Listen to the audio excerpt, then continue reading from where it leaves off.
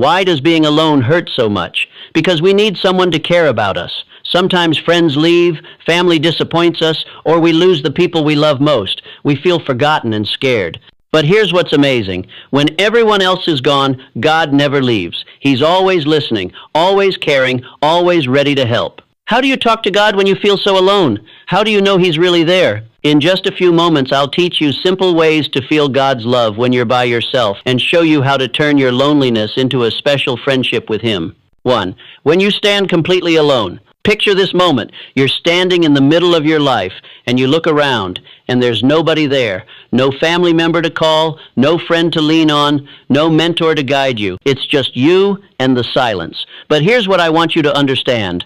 This isn't your end. This is your beginning. When you have no one but God, you discover something extraordinary about yourself. You realize that the strength you've been looking for in other people was inside you all along. See, most people go through life depending on others for validation, for direction, for courage. They wait for someone to believe in them before they believe in themselves. But when you're stripped of all human support, when it's just you and your faith, that's when you find out what you're really made of. The what is this? Solitude with purpose becomes your greatest teacher. When you have no one to impress, no one to please, no one to seek approval from, you start making decisions based on what's right, not what's popular. You start pursuing dreams that come from your heart, not from the expectations of others. This is where authentic living begins. Why does this matter? Because dependency on others for your emotional and spiritual well-being keeps you weak. When your happiness depends on someone else's mood, when your confidence depends on someone else's words,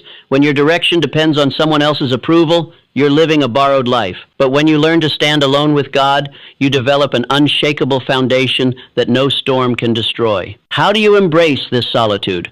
First, you stop running from the quiet moments. Instead of filling every silence with noise or distraction, you sit with it.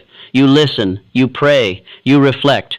Second, you start having honest conversations with yourself about who you really are and what you really want. Third, you begin to see challenges not as punishments, but as strengthening exercises designed to build your character. I knew a man who lost everything in 1 year. His business failed, his wife left him, his friends disappeared when the money ran out. For months, he sat in his empty apartment feeling sorry for himself. But then something shifted. He realized that all those years he had been trying to be what others wanted him to be. In his solitude, he discovered his true calling. He started small, helping elderly neighbors with their groceries, reading to children at the local library. Slowly, he built a life of service that brought him more fulfillment than all his previous success combined. Today, he runs an organization that helps